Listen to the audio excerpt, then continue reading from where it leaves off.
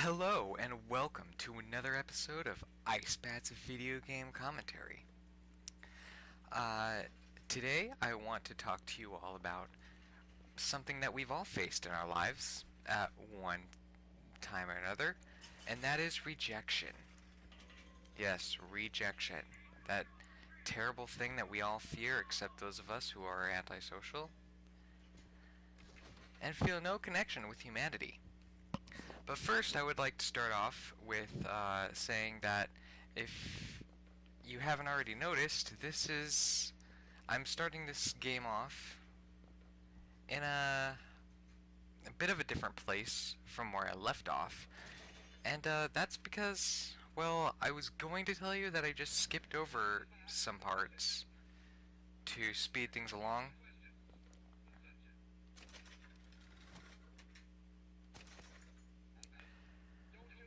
But what really happened was that I just decided to scrap the entire commentary video that I did for that part, which I did yesterday. When I first seen Columbia, that sky was the brightest, bluest sky that ever was. Seemed like heaven. Then your eyes adjusted to the light, and you saw that sea of white faces looking hard back at you. I did the commentary yesterday, but it was turning into a really shitty day. I was already in a bad mood when I came home and when I started working on it. Got it. And then someone was telling me, There's no cause for anxiety. Mr. Spink sends this with regards. What was it that caught Mr. Spink's attention? Your savagery, Mr. Spink. and then someone was telling me how stupid my videos were and how they don't see the point of me playing games while talking on a soapbox, since I'm not saying anything that has to do with the actual game.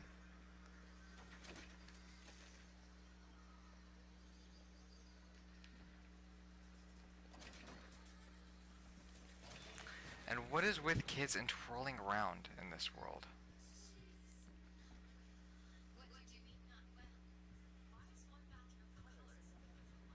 It just is. And I realize that I don't do game commentary like most people do, since I just talk about random shit that has nothing to do with anything.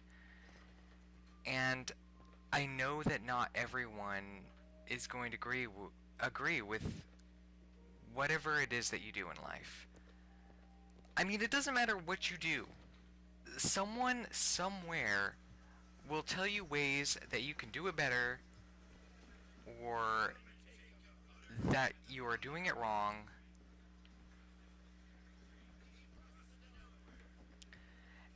And it's impossible to make everyone happy. And that's the thing, is that a lot of people who give video game commentary, they talk about the game that they're playing. You know, they talk about the control style. I did do that one episode where I spoke on the game. And I don't know, I just want to do what I want to do. Park's closing. Park's closing, everyone. I mean, it affected me though when I was told this, because I had known this person for a long time and he's a friend of mine.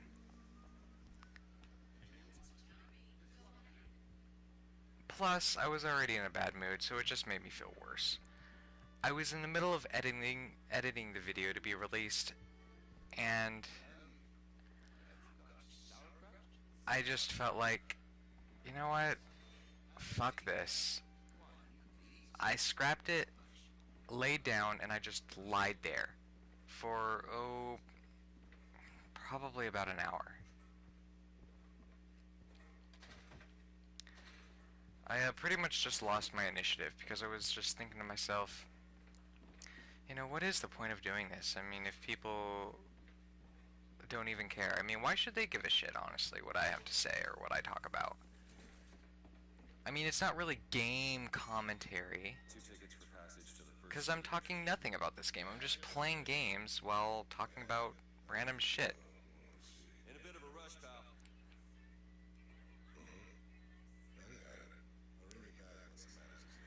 And see, when I make these videos, I mean, I enjoy doing them. Excuse me, can I get some help here? But I also want other people to find them entertaining and to watch them. And I want... And I want them to find enjoyment from it.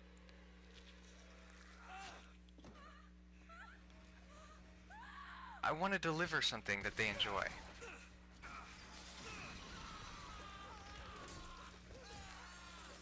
But I also want to do what I want to do.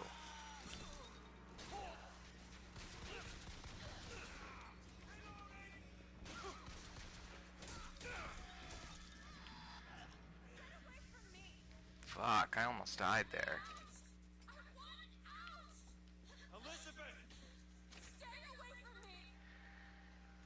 And I know that there are ways that I can change this so that people like this stuff better. But I just want to do what comes naturally, I guess.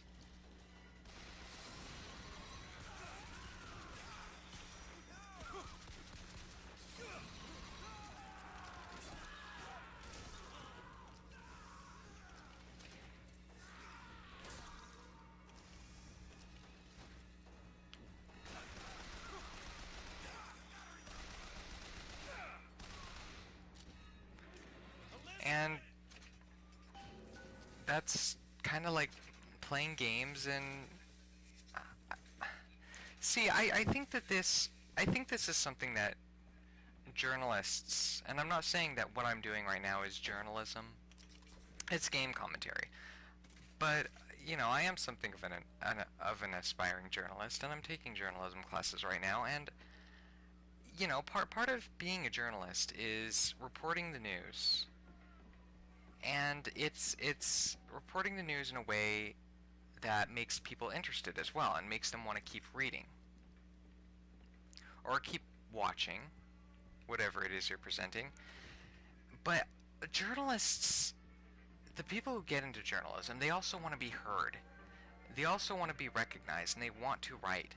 And that's the thing that I'm struggling with right now, is that on one hand, I want to deliver something that you all enjoy. On the other hand, I want to do and deliver what it is that I want to. This is the moment we trained for. The false shepherd is here. The day was not exact, but the prophet's sight proves out again. The specimen must be taken alive. If she dies, I suspect they will give us to the bird. And whatever pieces it leaves behind will bear no names. And with cigarette number 6, this waiting is insufferable. And I mean, I don't think that I'm getting up on a soapbox and just blurting out, I have an opinion, or this is my life. Am I? I don't know. I mean, personally, I like hearing about other people's lives. Like, there's this other YouTube guy that goes by the name of Gothic King Cobra, and his name is Josh Saunders, and you can also friend him on Facebook. And no, he did not ask me to, you know, advertise him or anything. And he probably doesn't even know me, but I've watched his stuff for a long time, so if you want to look him up, he's, again, Gothic King Cobra, and he makes a bunch of these YouTube videos. And while he gets a lot of views, he also gets a lot of dislikes. And basically what he does is he just gets on YouTube and he just talks about, like, his life and stuff that he does.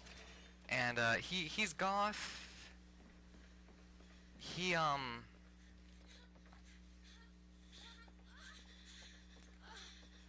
Okay, once again, the big strong man let me pull the lever.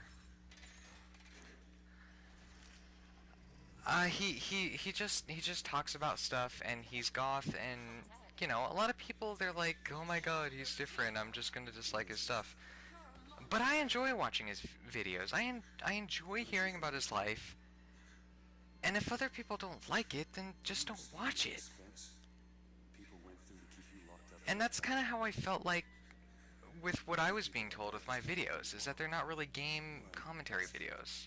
And you will not be safe until you It's like, if you don't like it, then don't watch it. And just because you don't view the world like most other people do, or if you are different, anyone gets the drop on you. and people dislike you, and I like hearing about different perspectives on things. It's interesting. And it sucks, because I don't think people get enough credit for just being themselves. I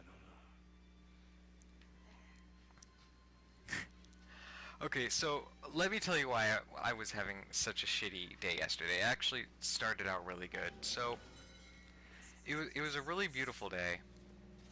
And I have to say, for the past few days, I have been feeling just fantastic. I'm not sure why it is, but yesterday morning, I was hanging out in one of the buildings of school before class started, and I was sitting in an area where I was right in the sun, and it felt great. I sat there for, maybe about an hour, with a stupid grin on my face, while a bunch of other college students were swarming around me, going about their daily lives.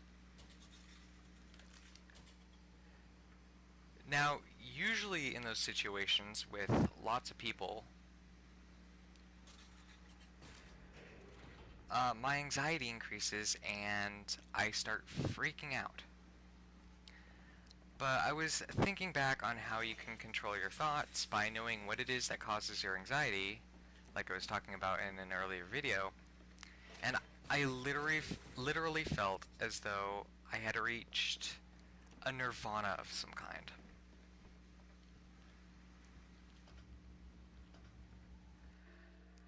I had no worries. I didn't care about anything that was happening around me. I was just in a state of the here and now. And now I felt good, sitting right there in the sun, and that was all that mattered. Now note this, I had taken no drugs. I had drunk. I had consumed no alcohol. This was purely my own mind.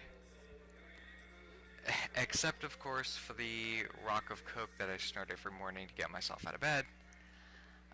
I'm kidding. It's just a gram. So, again, I'm just feeling awesome, and I get it in my head that, hey, I'm feeling so good. I'm just going to go ahead and talk to this really pretty girl who's sitting across from me, who, I might add, I've been glancing at back and forth for the past hour. And I know she's seen me. I know she probably thinks that I'm an insane freak. But at the time, I didn't care, and it seemed like a good idea to get up, go over to her, and say hi.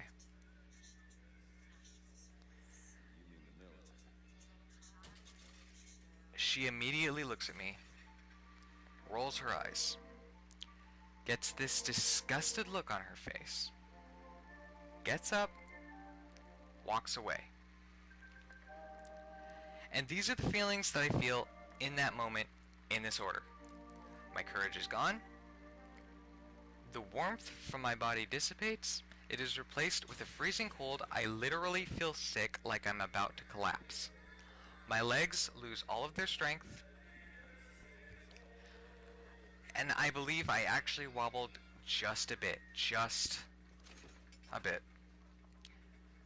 I feel a little bit of sweat pour out of my forehead, and it isn't a hot sweat. It's a cold sweat, like I'm about to vomit. It's locked.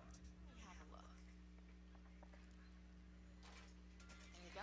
And then the events and rejection that just happened came into my mind, and I realized what had happened, where I was, and I immediately felt so sick to my stomach. Because I was surrounded by all of these people, and I felt like they were looking straight at me.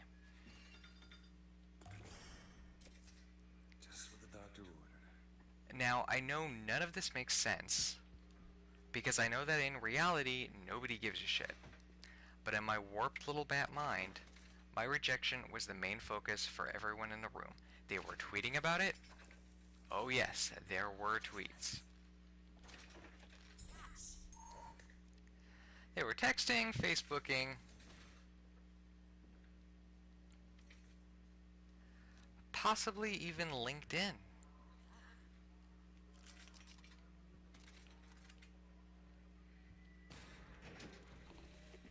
Days at Comstock House was simple. Hard work, sure, but simple. Wringing the linen, scrubbing the floors. Lady Comstock, she even had a kind word now and then. Almost enough to me.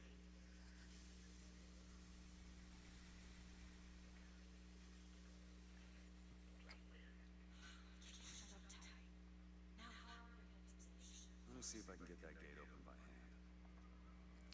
hand. And in the deepest reaches of my heart, at that moment, I wanted nothing more than to die on the spot. Some fool's alternative So I went to my class and I sat there for the entire 50 minutes and heard nothing the teacher said.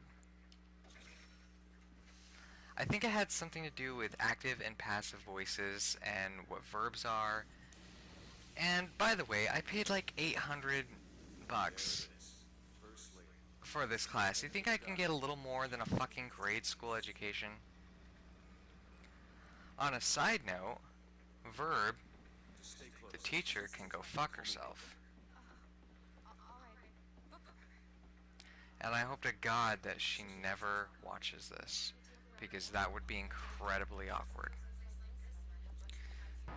So after class, I get on the bus and I go home, still pretty dazed and depressed after the rejection I had faced earlier in the day. I got in my little Icebat mobile and drove down to a nearby street that had all these little shops and stuff, and went over to this little park place, and I just looked out over the water. I contemplated a lot of things at that moment. Connections, how we're all sharing this existence on this one planet, how cruel people can be, even though I think that deep down, all we want is love and to be accepted. So why is that so hard? I thought about what life is, why I am here. What am I if not a lone Icebat? Is this all there is to life? Enter into the mind thoughts of death and suicide. So what do? I went over to the local bar, and I asked, am I depressed? Half-witted state, possibly the dumbest question you could ask at a bar. Do you sell shots? Okay. Alright. So the bat picks his poison. I would like a shot of Kahlua to drown my sorrows. Coming up. I had a drink, and then I did possibly the third dumbest thing I had ever done that day, aside from talking to the girl. I had drove home after drinking.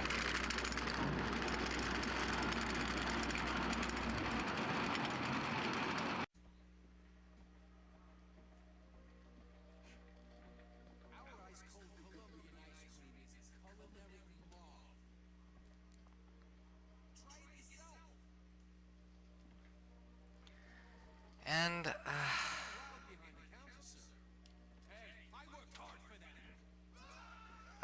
whoops, I guess I just stole his shit, and now there are people after me, oh my god. Okay, I wasn't expecting that.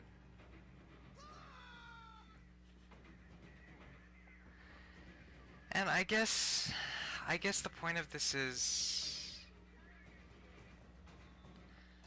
I don't know. I mean, you know what? I guess I don't have a point. I mean, not everything has to have a point. I mean, what is the point?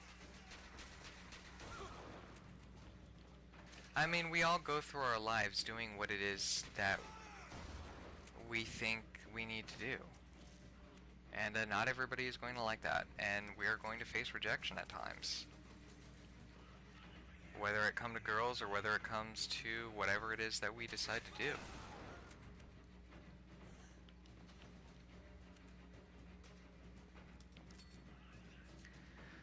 But I mean, what is the overall point to life, I suppose? I mean, you decide, through your own perspective, how you make sense of the world.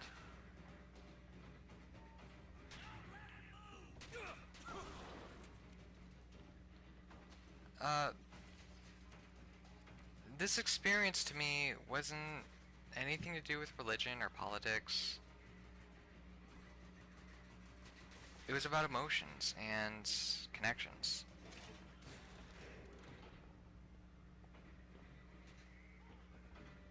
So, if I have one message to send to the kids today, and by the way, if any of you happen to be parents out there who are watching this, if it's not too much to ask, tell your kids.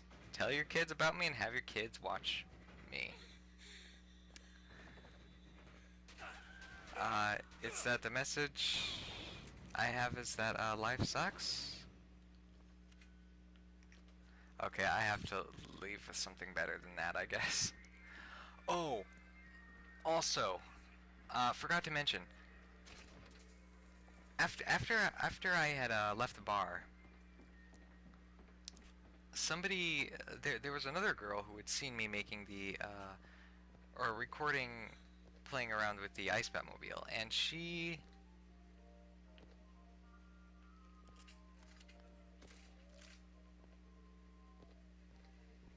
and I started having a conversation, and we were really hitting it off. And I'm talking to her, and you know, I'm like, hey, do you want to go back to the bar, and you know, maybe have a drink? And she says, oh no, I don't think that, you know, that's a good idea. And I'm like, why? And she's like, oh well, I'm 16. I assumed Columbia was common knowledge below. And I tell her that I'm 25, and then I for some reason think that it's a good idea to say to her, you know, in the state of Washington, the age of consent is 16. And then there's a pause and a silence, Come see the future of power at the and I decide to add, but you know, I'm 25 and you're 16. I'm nearly 10 years older than you. I don't really think it's gonna work out. As if I immediately assume, you know, this is gonna end up in a relationship, or if she's even interested. So, later in the day, after we have sex, I'm kidding. No, I promise I didn't even get her number. Because that would be a little weird. So I'll leave you with a message. Life is a box of chocolates. And half of those chocolates are mixed with razor blades. Ah, God.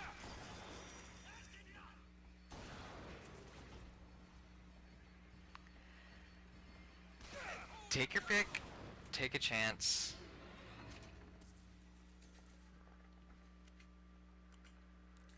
Because that is living, and whether it be feeling pain or sweet, delicious chocolatey joy, it's what we feel that makes us alive.